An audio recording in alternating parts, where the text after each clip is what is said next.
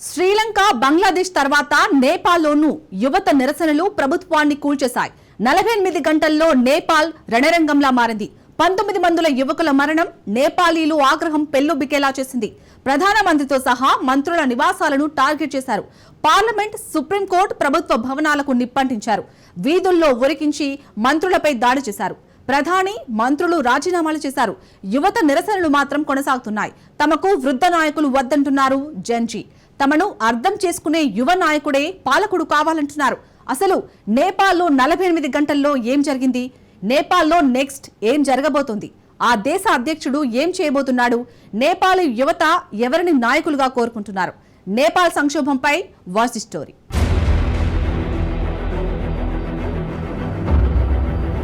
పారిపోయిన నేపాల్ ప్రధాని కేపీ శర్మ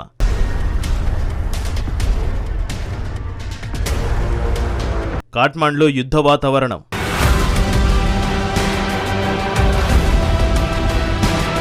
నేపాల్ను కుదిపేసిన ఆ 48 గంటలు.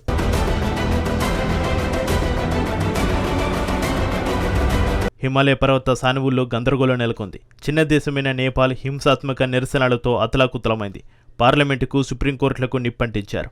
మంత్రులను వీధుల్లోకి లాక్కొచ్చి మరీ కొట్టారు. రాజధాని కాఠ్మండు రణరంగంలా మారింది.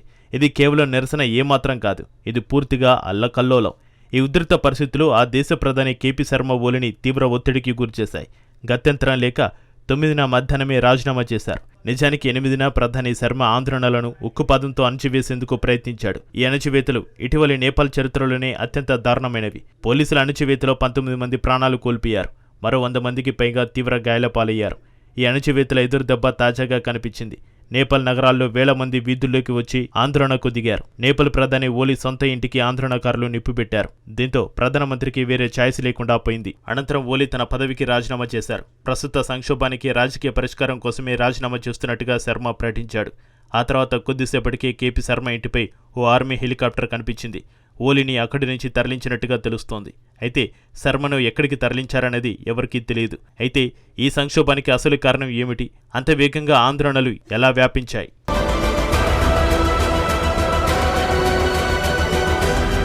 నేపాల్లో ఆందోళనకు కారణం సోషల్ మీడియాపై నిషేధం విధించడమే. వాట్సాప్, ఇన్స్టాగ్రామ్, ఫేస్బుక్తో సహా మొత్తం 26 సోషల్ మీడియా ప్లాట్ఫామ్లను నేపాల్ ప్రభుత్వం బ్యాన్ చేసింది. దీంతో ఆగ్రహానికి గురైన యువత నేపాల్ వీధుల్లోకి వచ్చారు. మీకు తెలుసా, ప్రపంచంలోనే ఎక్కువగా యువత ఉన్న దేశం నేపాల్. మొత్తం జనాభాలో 40% మంది 40 ఏళ్లలోపు వారే ఉన్నారు. ఈ ఆందోళనకారుల్లో ఎక్కువగా జెన్జీకి చెందిన వారే ఉన్నారు. నిజానికి వారి ఆందోళనలకు కేవలం సోషల్ మీడియా నిషేధం ఒకటే కారణం కాదు. ఈ ఆందోళనలు కేవలం సోషల్ మీడియా బ్యాన్ కోసం చేయలేదని అక్కడి యువత చెబుతున్నారు. తమకు యువ నాయకులు కావాలని డిమాండ్ చేస్తున్నారు. తాము మార్పును కోరుకుంటున్నామంటున్నారు. వృద్ధ నాయకులకు కాలం చెల్లిందని, వాళ్ళు తమకు అవసరం లేదంటున్నారు. కింది స్థాయి నుంచి పై స్థాయి వరకు దేశంలో అవినీతి వెల్లునుకుపోయిందని మరికొందరు యువత ఆరోపించారు. దేశంలో ఉపాధి అవకాశాలు లేక ప్రతి యువతీ యువకులు విదేశాలకు వెళ్లిపోతున్నారని ఆవేదన వ్యక్తం చేశారు. తమ దేశాన్ని రక్షించుకుని ఆర్థికంగా మెరుగ్గా తీర్చిదిద్దుకోవాల్సిన అవసరం ఉందంటున్నారు. నేపాల్లో సమస్యలను మరింత వివరంగా తెలుసుకోబోయే ముందు అసలు ఈ గందరగోళం ఎలా మొదలైందో చూద్దాం. 8న ప్రభుత్వం ఆందోళనకారుల విషయంలో కఠినంగా వ్యవహరించింది. రాజధాని కాఠ్మండులోని కొన్ని ప్రాంతాల్లో కర్ఫ్యూ విధించింది.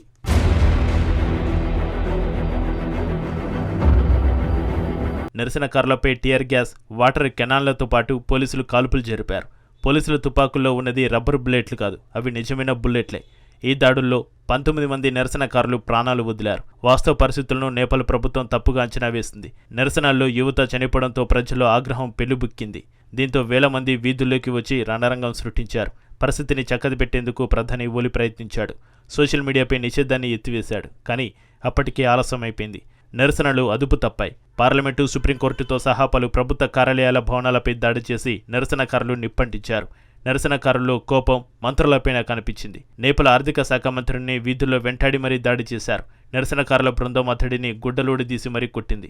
విదేశాంగ మంత్రిని సైతం టార్గెట్ చేశారు. ఆమె పేరు అర్జు దేవుబా. మాజీ ప్రధాని షేర్ బహదూర్ దేవుబా భార్య ఆమె. భార్యాభర్తలిద్దరిపై నిరసనకారులు దాడి చేశారు. మాజీ ప్రధానికి రక్తం ఓడడం కనిపించింది. ఇక్కడ మరో విషయం ఉంది. కేవలం అధికార పార్టీని మాత్రమే కాదు, ప్రతిపక్షాన్ని కూడా నిరసనకారులు వదలలేదు. ప్రస్తుతం కుప్పకూలిన సంకీర్ణ ప్రభుత్వంలో 2 పార్టీలు ఉన్నాయి. ఓలీకి చెందిన కమ్యూనిస్టు పార్టీ, నేపాల్ కాంగ్రెస్. ప్రతిపక్షంగా మరో కమ్యూనిస్టు పార్టీ ఉంది. ఈ party chief push Kamal Dahal. అతడి ఇంటికి కూడా నిరసనకారులు నిప్పంటించారు.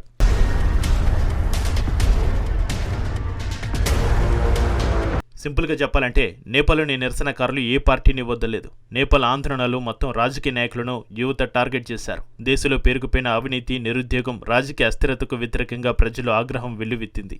నిజానికి యువత ఎంచుకున్న దాడులు, హింసాత్మక పద్ధతులు ఏమాత్రం సమర్థనీయం కాదు. కానీ ఈ దాడులు ప్రజల్లో నెలకొన్న కోపం, నిరాశ, నిస్పృహలకు అడ్డం పడుతున్నాయి. ఇలాంటి సంక్షోభ సమయాల్లో తలెత్తే సందేహమే ఇక్కడ ఎదురవుతోంది. నేపాల్లో నెక్స్ట్ ఏం జరగబోతోంది? పరిస్థితులను చక్కదిద్దేందుకు నేపాల్ ఆర్మీ ప్రయత్నిస్తోంది. కొంతమంది మంత్రులకు రక్షణ కల్పించేందుకు యత్నిస్తోంది. ఆ తర్వాత ఆర్మీ ఒక ప్రకటనను జారీ చేసింది. ప్రజలు ప్రశాంతంగా ఉండాలని ఆర్మీ కోరింది. సామాజిక సామరస్యాన్ని, జాతి ఐక్యతను కాపాడుకోవాలని అభ్యర్థించింది. నేపాల్ ఆర్మీతో పాటు యువత, ప్రజలు మొత్తం ఐక్యంగా, క్రమశిక్షణతో ఉండాలని హృదయపూర్వకంగా విన్నవించింది. ఆ దేశ అధ్యక్షుడు సైతం ఓ ప్రకటన విడుదల చేశారు. విధ్వంసం వద్దని, చర్చలకు రావాలని నిరసనకారులకు అధ్యక్షుడు పిలుపునిచ్చారు. సింపుల్గా చెప్పాలంటే రాజకీయ పరిష్కారాన్ని గుర్తించేందుకు ఈ పిలుపునిచ్చారు.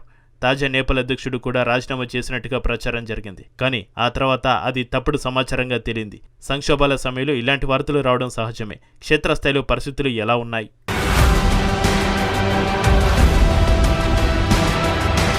నేపాల్లో కొందరు సంబరాలు జరుపుకుంటున్నారు. యువత మాత్రం తమ ఆందోళనలు కొనసాగిస్తోంది. పోలీసులతో ఘర్షణలకు దిగుతున్నారు. ఎయిర్పోర్ట్లు మూతపడ్డాయి. దేశీయ, విదేశీ విమానాల రాకపోకలు నిలిచిపోయాయి. పలు దేశాలు కూడా ప్రయాణ సూచనలను జారీ చేశాయి. నేపాల్లో ఉన్న వెళ్లాలనుకున్న వారు అప్రమత్తంగా ఉండాలని ఆయా దేశాలు కోరాయి. కాఠ్మండు వీధిలో శాంతిని పునరుద్ధరించడంపైన ప్రస్తుతం దృష్టి సారించారు. కానీ దీర్ఘకాలిక లక్ష్యం మాత్రం చాలా క్లిష్టమైనది. ఓలీ, అతడి మంత్రులను తాత్కాలిక ప్రభుత్వాన్ని కొనసాగించాలని అధ్యక్షుడు కోరుతున్నాడు. దీనికి నిరసనకారులు అంగీకరిస్తారా అన్నదే ఇప్పుడు అసలు ప్రశ్న. పైగా యువ నాయకులను పాలకులుగా నేపాలీ జెన్జీ కోరుకుంటోంది. అయితే జెన్జీ నాయకులు నేపాల్లో ఉన్నారా అంటే ప్రధానంగా ఇద్దరు పేర్లు వినిపిస్తున్నాయి. ఒకరు బాలేంద్ర షా, ఇతడు కాఠ్మండు మేయర్. మరి ముఖ్యంగా 35 ఏళ్ల బాలేంద్ర షా మాజీ రాపర్, జెన్జీని అర్థం చేసుకోగల నాయకుడు. ఇక మరో నాయకుడి పేరు రబీ లామిచానే. ఇతడు గతంలో ఉప ప్రధానిగా పనిచేశాడు. కానీ అవినీతి కేసులో అతడు జైలు శిక్షను అనుభవిస్తున్నాడు. తాజాగా అతడిని జైలు నుంచి ఆందోళనకారులు విడుదల చేశారు. తమను ఉద్దేశించి ప్రసంగించే వరకు యువత ఓపిగ్గా ఎదురుచూశారు. ప్రస్తుతం నేపాల్ ప్రభుత్వంలో ఉన్న మంత్రులు ప్రధానిలాగా అతడేమీ వృద్ధుడు కాదు. అతడి వయసు కేవలం 51 ఏళ్లు మాత్రమే.